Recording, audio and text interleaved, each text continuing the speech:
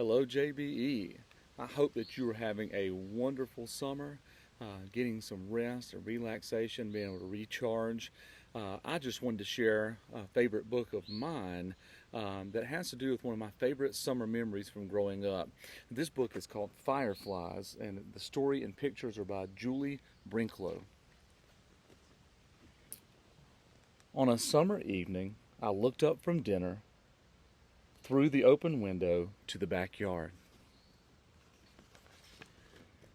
It was growing dark.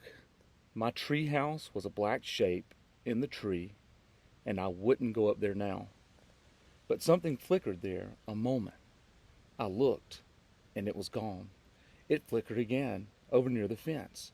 Fireflies. "Don't let your dinner get cold," said Mama. I forked the meat and corn and potatoes into my mouth. "Please, may I go out? The fireflies." Mama smiled and Daddy nodded. "Go ahead," they said. I ran from the table down to the cellar to find a jar. I knew where to look, behind the stairs.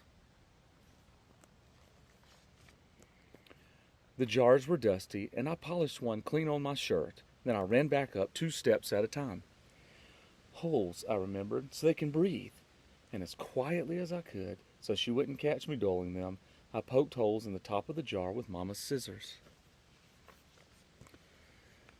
The screen door banged behind me as I ran from the house. If someone said, "Don't slam it," I wasn't listening. I called to my friends in the street, "Fireflies!" But they had come before me with polished jars, and others were coming behind. The sky was darker now. My ears rang with crickets, and my eyes stung from staring too long. I blinked hard as I watched for them. Fireflies! Blinking on, blinking off, dipping low, soaring high above my head, making white patterns in the dark. We ran like crazy, barefoot in the grass. Catch them, we cried, grasping at the lights. Suddenly a voice called out above the others, "I caught one!" And it was my own. I thrust my hand into the jar and spread it open. The jar glowed like moonlight, and I held it in my hands. I felt a tremble of joy and shouted, "I can catch hundreds!" Then we dashed about, waving our hands in the air like nets, catching 2, 10, hundreds of fireflies, thrusting them into jars, waving our hands for more. Then someone called from my house, "It's time to come in now." And others called from other houses, and it was over. My friends took jars of fireflies to different homes.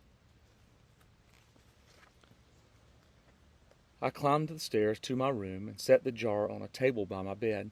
Mama kissed me and turned out the light. "I caught hundreds," I said. Daddy called from the hallway, "See you later, alligator." "After a while, crocodile," I called back. "I caught hundreds of fireflies." In the dark, I watched the fireflies from my bed. They blinked off and on, and the jar glowed like moonlight. But it was not the same. The fireflies beat their wings against the glass and fell to the bottom and lay there. The light in the jar turned yellow, like a flashlight left on too long. I tried to swallow, but something in my throat would not go down. And the light grew dimmer, green, like moonlight underwater. I shut my eyes tight and put the pillow over my head. They were my fireflies. I caught them. They made moonlight in my jar, but the jar was nearly dark. I flung off the covers. I went to the window, opened the jar, and aimed it at the stars. Fly! Then the jar began to glow, green, then gold, then white as the moon, and the fireflies poured out into the night. Fireflies, blinking on, blinking off, dipping low, soaring high above my head, making circles around the moon, like stars dancing.